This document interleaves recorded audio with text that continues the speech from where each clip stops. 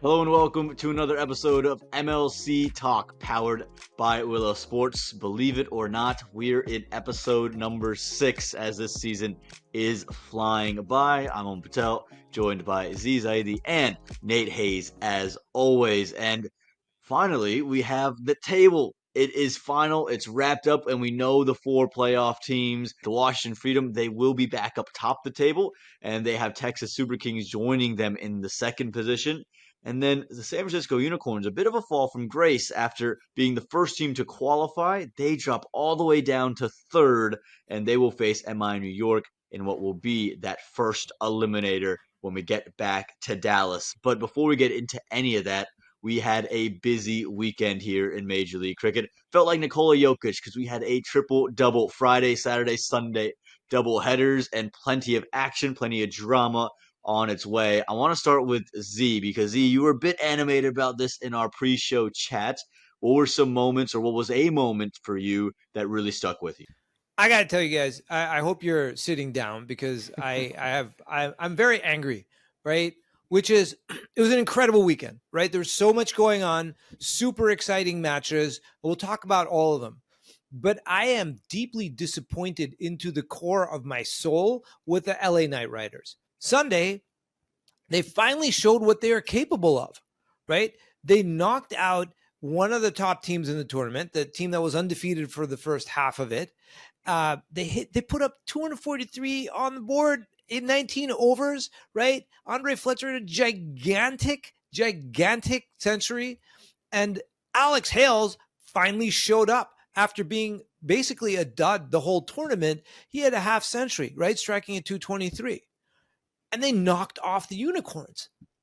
But where were they this whole tournament, right? In fact, where were they the game before against MI when they actually needed a bit of that? What happened? They fell completely short, right? Not only that, in the last over, right? Captain Jason Holder, who I respect, who was a great player, very offensively, in my mind, retired Unmukt Chand, who was sitting on just south of 60 and was in form with the message that, hey, in the over, the final over, we, the Cricket West Indies studs, right? I and Dre Russ are going to take care of business, and they didn't, right? So it was just crazy all around. And today showed us, or the last game showed us, what LAKR could have been, should have been, would have made for a bigger tournament. But I promised you a rant. That's my rant. I think this is one of those times where the growing pains of analytics in cricket is coming into play. We've not seen this a whole lot in cricket up until recently. I mean, it's one thing if you've got a century already and you're exhausted. With the other 2 times we saw that. I think that's totally fine.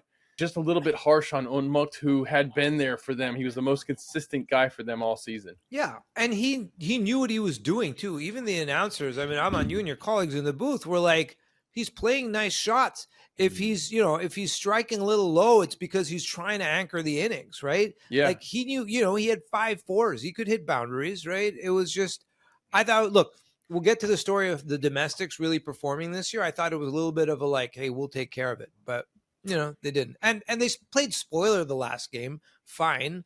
But I think Faf retiring himself is very different than Jason Holder retiring Unmukt. I'm still mad about that. And I think on the point of the retirements and the point of them, when did they go well?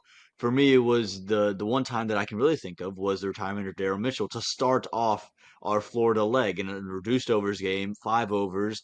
You retire, Daryl Mitchell after only seeing 6 balls, scores 5 runs, says that's not good enough, and you get the immediate result with Donovan Ferreira coming in 37 off 9 to couple that with the Shubham Ranjane's 39 off 14. And Nate, you're absolutely right. There are some growing pains with it. I don't mind the retirement as much, but I would have done it a couple of overs earlier because it was a tricky wicket. To your point, Z, very difficult to get in and get going. So you needed to give your batter a bit more time or just trust Unmukt all the way through. But the Knight Riders, they were out of it very quickly, and a lot of credit, I think, needs to go to Ihsan Adil. I think that's probably the story that doesn't get talked about enough in that final over. 6 absolute gems of deliveries when he hadn't bowled the entirety of that match and stepped up for them in a big way and sends them into the playoffs. And now the picture's set. after the end of the Lauderhill leg. We spoke a lot about the team that won't be here for the playoffs, but now let's get to the 4 teams that will be a part of this final leg in Dallas. And we'll start with the Washington Freedom. I'm going to start with you, Nate. We've seen them really have a resurgence in the back half of the season. What for you is their keys as they head to the playoffs? Well, they've got a team full of guys, everybody who does a little bit of something in this team. They're not afraid to throw out 8 bowlers out there and look for matchups. They've done that from season 1. Saurabh Netravalkar is hitting stride. He's got 5 wickets in his last 3 games. He had a slow start, and they're still winning even with his slow start to the season. Dallas has about a 200 par wicket, I think. The lowest successful defense in Dallas was Washington, defending 169 versus a very good San Francisco team. And they also chased more than 214 runs twice. This is a very dangerous team. Z, how about you? Where do the Washington Freedom stand out? Yeah, I mean, look, the Freedom are taking on the TSK team in the first playoff, right? So winner advances straight to the final. I think the Freedom need to have their openers come out big, right? Last couple of games, we haven't really seen that from them, right? And even the game against MI New York, right? Mitchell Owen out for 12, Rachin out for 9. I think, like Nate said, right? Dallas is a batter's wicket, and these guys have to score big with their openers. They've been inconsistent all year, and that's the key. I think Andres Kraus will be very important for this team as well. Coming off some good form, just scored an unbeaten 46. Let's move to Texas now, who they will face in that qualifier. I want to kick things off here because for me, what I think separates Texas from the rest of the group at the moment, everyone's in form, but I think Akeall Hosein has been the greatest difference maker for them. I know he was brilliant in Fort Lauderdale because of the wickets in particular, but I go back to his games in Grand Prairie, and I think he's been the best spinner about controlling his lengths. And you see when he comes into bowl, oppositions are halted in their tracks, and 200 feels impossible. And I think he's going to have something to say throughout the playoff leg. For me, Texas is a team that kind of lives and dies by its domestics, right? Mm-hmm. And I think, especially on the batting side, because I do think Dallas is going to be a lot of a batting matchup. I mean, we know Dallas is loaded on the bowling side, but I think Dallas, we need to see, I want to see good innings from Smith, right? From Sai, from Shubham. Like, our domestic guys are actually going to make or break this team. Faf will be there, right? Faf is going to, score big or not, right? Marcos score big or not, but our domestics are going to make all the difference. So that's the big factor for them. Well, for me, we haven't really seen them chase yet. We've only seen them chase once, and they failed. The rest of the time, they've been opening the batting. Now, that's a difficult thing to do in this league, and they've done it incredibly well. I think that they can defend a total because you mentioned Akeall Hosein. We were talking about, did they have enough bowlers? Did they have enough bowling? And then Akeall Hosein right into the team, and they've been phenomenal ever since. Yeah, I think we're never going to have to see if they know how to chase or not until Faf figures out how to win a toss. But we'll see if that happens. Well, it hasn't been a problem for them yet, losing those tosses. Let's now jump to maybe the biggest sliders. The San Francisco Unicorns go from top of the table all the way to third, having to play in this first eliminator. Nate, what have been the problems and what are the solutions? Well, I think the bowling depth a little bit tonight. You've seen that. Even when they were winning all their games, they still were giving up a pretty high economy. They don't have a lot of low economy bowlers on that squad, but they do have wicket takers. And we didn't see Horace Ralph in this last game. And also another question mark is Romario Shepherd. Is he going to be all right? So there's some questions with the San Francisco team. We did see the domestics pick it up. We saw Sanjay's massive knock. Obviously, Hassan Khan is always fantastic. They're just an exciting team, but I see an issue with them in bowling economy. They're going to be playing an elimination game against MI New York, right? And when you come into elimination games, I think momentum is a big deal, right? And the Unicorns, although we all picked them to go into the finals, and I still feel that they should get there, they've lost 3 out of 4 going into this. And MI New York, they lost their last one, but they won 2 out of 3, right? And they sort of feel ascendant. And the Unicorns feel like they've run into issues. So I still like the Unicorns, I think it's just a question of whether they can kind of collect themselves. Like Nate said, there's some health issues, right, with their bowling attack. But they've got to get it together. Now, the good news is Shane Watson is a master at the mental side of the game. He's written about it and he preaches it. And so if there's anyone who can get them in shape for that, it's him. So it's going to be an exciting match. Yeah, and health will be a big factor. Harsharoff picked up a little bit of a knee injury as well. Can he get back in? And Mario Shepard, we saw the ankle had to get carted off. Those will be two things to watch for, and we'll see if they're able to fix a bowling lineup that could be very well depleted. Now we'll move into New York very quickly here. New York obviously finishing in fourth, sliding up and getting to the playoffs remarkably with only 6 points to their name. Hasn't happened in all of franchise cricket. So for New York, for me, I know their batting's been a real staple. I think Nash Kinjige actually gives them a lot for this side because he gives them such variety and flexibility in how they bowl. I think he is almost their spinning version of Kyron Pollard, can put him in any situation and can find success. Z, I'll start with you. How does New York pull off the upset against the Unicorns? Early wickets, right? Hmm. I think the New York team has the bowling attack to do it. Right, they've got the pace. We all know what Trent Bolt can do. We've seen what Ehsan Adil can do. I still believe in Rushil Agarkar. He actually has taken some awesome wickets. Right, they've got what it takes to take early wickets, and if they can knock out Finn Allen, Fraser McGurk, Matt Short early on, right, like LA did today or in their last match, and strike early, I think they could pull it off. It's really interesting to be talking about a New York franchise where their bowling has kind of been their weakness for the season. But I think if you told them with the bowlers that they have, as you mentioned, Z, we believe in these bowlers. They just haven't put together a lot of great innings. But if you said to MI New York, hey, guess what? You'll be going into the playoffs. Your bowling's kind of iffy right now, but your domestic batting's kind of sorted out. I think that they would take that. Well, we'll have to wait and find out, lads. Well, Z said this at the beginning of the season. He called it the year of the domestics. And I think that's held true because we probably have the deepest list of individuals from the domestic point of view that are standouts. And we do have that domestic trophy at the end, the Bart King Award. So we want to give, since the regular season has come to an end, a couple of names, a piece of who we think could be in contention and has a good case to win the award. So, Nate, I'm going to start with you. Give me two names and tell me why. Well, here's two domestic batters. I think domestic batting is incredibly important. We've seen domestic bowlers succeed in the past and all-rounders succeed in the past. This year, we've had some great domestic batters. So I'm going to start with Monank Patel, who has been absolutely fantastic. He's number 2 in runs. He can add to those the further that MI New York goes.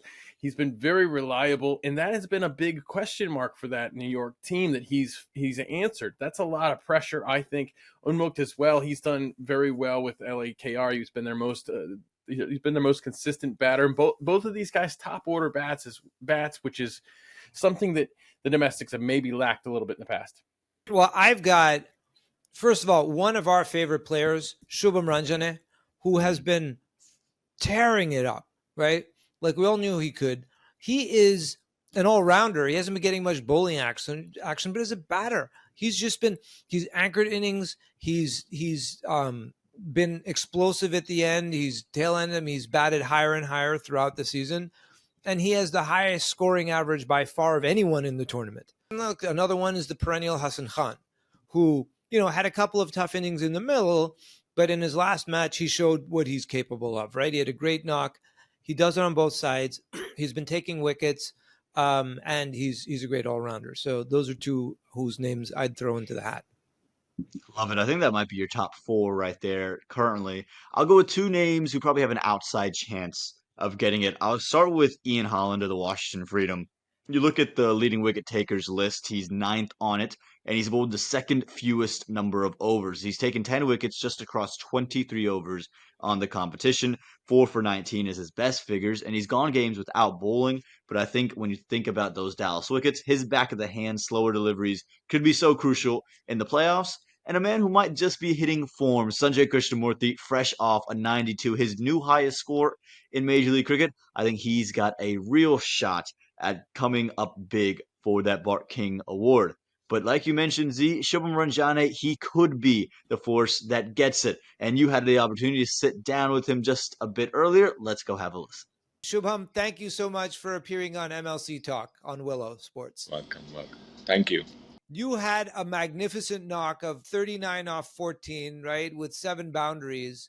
Tell us about that knock, how it developed in that short frame of time. So for me, it was all about calculating calculative risk, and it's not only about hitting all the balls. So it's all about whatever the ball pitched in your areas, it has to go for maximum. Keeping the intent, positive shots, all your shots covering the areas. It's all about the mindset. So not rushing it, all the balls. What was the conversation happening between you and Donovan? What were you talking about sort of ball by ball? So when he walked in, I just said, don't worry about the wicket. Just whatever you have been doing, just keep the same. I know you will go it and just back yourself. Just don't, let you down. Even if you miss it flat. I was just giving him confidence and giving that courage. You can hit 6 balls, 6 sixes. You've gotten a little bit of action, but how excited would you be to have your bowling more on display this season? I'm very much prepared, though I'm practicing in my practice sessions and during the games also in the intervals. But at the same time, even if I'm not getting the bowling, but the result is going in our way, the bowlers are doing really great. So whenever that things comes, and definitely I'll try to do well. Shubham, when you joined TSK, you came into a new family with an incredible heritage. What's it been like being part of that family? I was very much happy when I came to know that Texas got me. Great feeling when you rub your shoulders with these international players. And it's all about growing as a player. And it's all about experience and exposure we get from these leagues and this franchisee. It's all about giving confidence and, lifting each other. That's the great thing about the franchisee and the coaches and the staff. So tell me about the role of the domestic players, your domestic teammates on TSK and the contributions they've been making. Like Sai, Joshua Trom, Smith, Millen, they all are playing for USA nationals, right? So they are doing well at that stage and, getting that confidence. We have been playing each other since for private tournaments. So we know each other's game and we know at what situation player delivers at the right time. Good luck to you for the rest of the season. Thank you so much. We would be remiss, guys, not to talk about how great it was to be in a brand new venue for Major League Cricket. It was the 4th venue in the history of Major League Cricket, the Broward County Stadium. It holds a lot of special memories for a lot of USA cricket fans, a lot of cricket fans in America, and now it's opened itself up to Major League. And there was a big concern we all had headed there that we might not get all the games in, or we might lose a lot of overs. And Nate, it's safe to say that we did pretty well down there. I'd say it's a success. Yeah, because I was saying we were going to lose 4 games, especially because we had so many days where there were multiple games in the same day in Florida. And to me, that was like if you have one washout, you have 2. So that's impressive that this leg wasn't impacted by weather more than it was. Yeah, I've heard the other thing is, look, we were all there last summer. All 3 of us were there last summer during the World Cup, and we lost matches even when it wasn't raining after the rain with puddles on the field. They've improved the drainage, is what I was told, and even the players told me, right, that the drainage was actually, the pitch was good, and things after rain ended, they turned them around pretty quickly. So hats off to the grounds crew and the operators, because that has improved. We were complaining about it, and they actually took care of that. Yeah, it's all sand-based now, and it was brilliant to see, and you saw that in action. I also thought the wickets were quite good as well. I know that it was the lower scoring of the 3 venues, but it felt like there was stuff in it for the batters, for the bowlers, and if you played proper cricketing shots, you were going to find runs, and you saw spinners really get involved. Even the seamers had some opportunities, but you never felt like, oh, the ball, you're taking wickets because it's just staying low. You really felt like you had some quality bowling going up against some quality batting. And even then, there were still runs. LA Knight Riders put up 200 plus on the surface as well to entertain the folks that came in Broward County. That was another question that we had. What was going to be the attendance like? Z, did this live up to your expectations, or how did this go for you? Well, look, it lived up to my expectations because my expectations were low, right? In Oakland, they averaged 5,000 a match. In Dallas, the first leg, 2,500 a match. It's going to be much more in the playoffs. This was just over 1,000 a match, right? But we know in Florida it's tough. One, because they've seen a lot of cricket, and they're going to keep seeing cricket in this the location, right? Pakistan's playing West Indies for a T20 series later this month, and so these fans are kind of cricketed out a lot. And also, they don't have a home team, right? In Oakland, we saw the impact of having a home team in a new stadium, and we just didn't have that. So, it was light, kind of like I expected, but that's the price you pay when you go into a stadium with that sort of, saturated market without a home team. It looked like they did fix the drainage a little bit there, and it makes me wonder if they had fixed the lights in Morrisville. You'd get 3,000 under the lights there. It just bothers me a little bit. I think that community is going to show up. There's no such thing as too much cricket in Morrisville. I think people are never going to get tired of coming out there. You just have to have the games under the lights. Yeah, and what I'll say about that is yes, it didn't feel the same it did in Oakland or in Dallas, but the people that were there, you felt the passion and you felt that there was a real connection to Major League Cricket and a growing connection to Major League Cricket, which was brilliant. And one of the individuals who's really been the spearhead of creating that connection is Justin Gill. And Z, you had the opportunity to talk to the man who really does so much for Major League. Justin, so awesome to have you on MLC Talk. Great to be here, Z. It's about time. Thank you. What does it take from you and your team to put on such a massive event with all these top stars from around the world in 3 different locations? Like, just give me a sense of what your and your team's life is like. Yeah, it certainly takes a village.